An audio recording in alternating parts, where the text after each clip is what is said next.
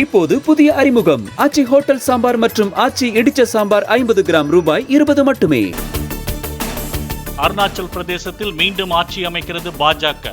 மொத்தமுள்ள 60 சட்டப்பேரவை தொகுதிகளில் 45க்கும் மேற்பட்ட இடங்களில் பாஜக முன்னிலை.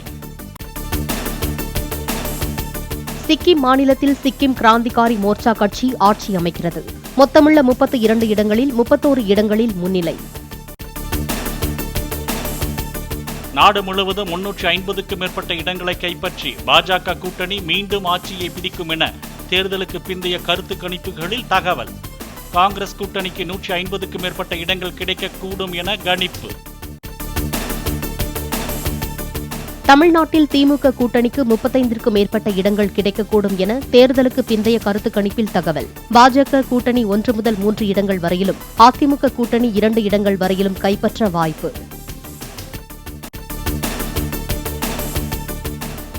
மக்களவையின் 543 தொகுதிகளுக்கு 7 கட்டங்களாக நடைபெற்ற தேர்தலில் சராசரியாக 64.41% வாக்குகள் பதிவு. மீண்டும் பாஜக ஆட்சி அமையும் என்று கருத்து கணிப்புகள் தெரிவித்துள்ள நிலையில் வாக்குகள் ஜூன் 4ஆம் தேதி எண்ணப்படுகின்றன.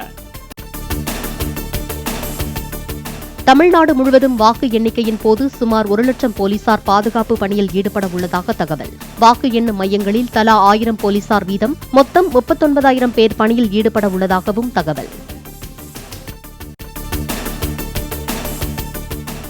வாக்கு எண்ணிக்கையொட்டி ஆந்திரா மற்றும் மேற்கு வங்கத்தில் கூடுதல் பாதுகாப்பு. தேர்தலின் போது வன்முறை சம்பவங்கள் நடைபெற்ற நிலையில் தேர்தல் ஆணையம் நடவடிக்கை என தகவல். இன்று ஒரே நாளில் 7 ஆலோசனைக் கூட்டங்களில் பிரதமர் மோடி பங்கேற்க உள்ளதாக தகவல். வெப்ப அலை, புயலால் ஏற்பட்ட பாதிப்பு, 100 நாள் செயல் திட்டத்தை வகுப்பது உள்ளிட்டவை குறித்து விவாதிக்கப்பட வாய்ப்பு. பஞ்சாபின் மாதவ்பூர் அருகே 2 சரக்கு ரயில்கள் மோதி விபத்து. அமிர்தசரஸ் டெல்லி வழித்தடத்தில் ஏற்பட்ட விபத்தில் ரயில் ஓட்டுநர்கள் 2 காயம். சேலம், ஈரோடு, கோயம்புத்தூர், நீலகிரி, தருமபுரி, கிருஷ்ணகிரி உள்ளிட்ட 14 மாவட்டங்களில் இன்று ஓரிரு இடங்களில் கனமழை பெய்ய வாய்ப்பு. வானிலை ஆய்வு மையம் அறிவிப்பு. தமிழ்நாட்டின் ஓரிரு இடங்களில் நாளையும் நாளை மறுநாளும் மணிக்கு 30 கிலோமீட்டர் பலத்த காற்றுடன் மழை பெய்யக்கூடும். வருகிற 5ஆம் தேதி சேலம், தருமபுரி, கிருஷ்ணகிரி உள்ளிட்ட 7 மாவட்டங்களில் கனமழை பெய்ய வாய்ப்பு இருப்பதாக வானிலை மையம் தகவல்.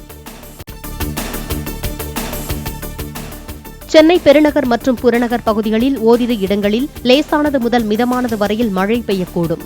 சென்னையில் பகல் நேர அதிகபட்ச வெப்பநிலை 100 டிகிரிக்கும் அதிகமாக பதிவாகக்கூடும் என வானிலை மையம் கணிப்பு.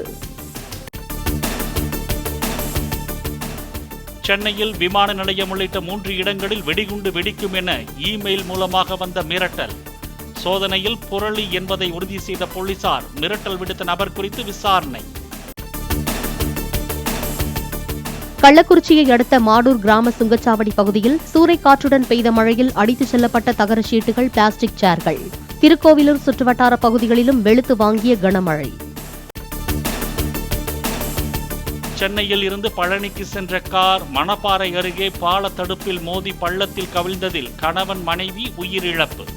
படுகாயங்களுடன் மீட்கப்பட்ட 13 வயது சிறுமிக்கு மருத்துவமனையில் தீவிர சிகிச்சை.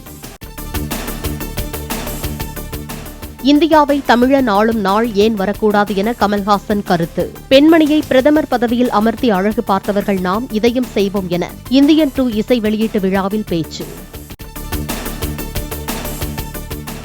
பிறந்த நாளையொட்டி சென்னை கோடம்பாக்கத்தில் உள்ள தமது ஸ்டுடியோவில் ரசிகர்களை சந்தித்தார் இசையமைப்பாளர் இளையராஜா.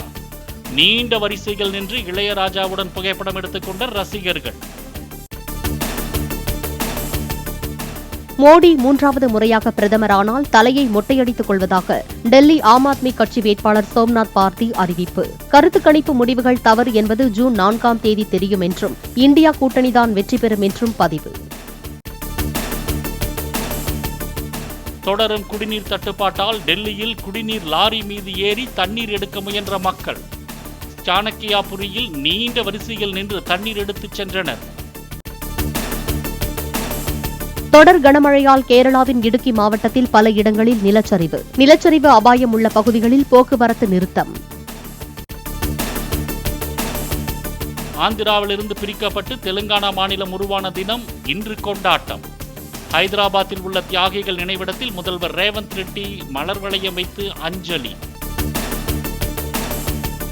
உலகின் நம்பர் 1 செஸ் வீரர் கால்சன் மற்றும் நம்பர் 2 வீரர் ஃபேபியோவை தோற்கடித்த பிரக்ஞானந்தாவிற்கு முதலமைச்சர் மு.க. ஸ்டாலின் பாராட்டு. உலகின் முன்னணி 10 செஸ் வீரர்கள் பட்டியலில் இடம் பிடித்தது மாபெரும் சாதனை என சமூக வலைதளத்தில் பதிவு. 2023ஆம் ஆண்டுக்கான சர்வதேச ஒருநாள் கிரிக்கெட்டின் சிறந்த வீரராக தேர்வு செய்யப்பட்ட விராட் கோலிக்கு ஐசிசி வாழ்த்து. கோப்பை மற்றும் தொப்பியை வழங்கி சிறப்பித்த வீடியோவை வெளியிட்டது. இப்போது புதிய அறிமுகம் ஆச்சி ஹோட்டல் சாம்பார் மற்றும் ஆச்சி இடிச்ச சாம்பார் 50 கிராம் ரூபாய் 20 மட்டுமே.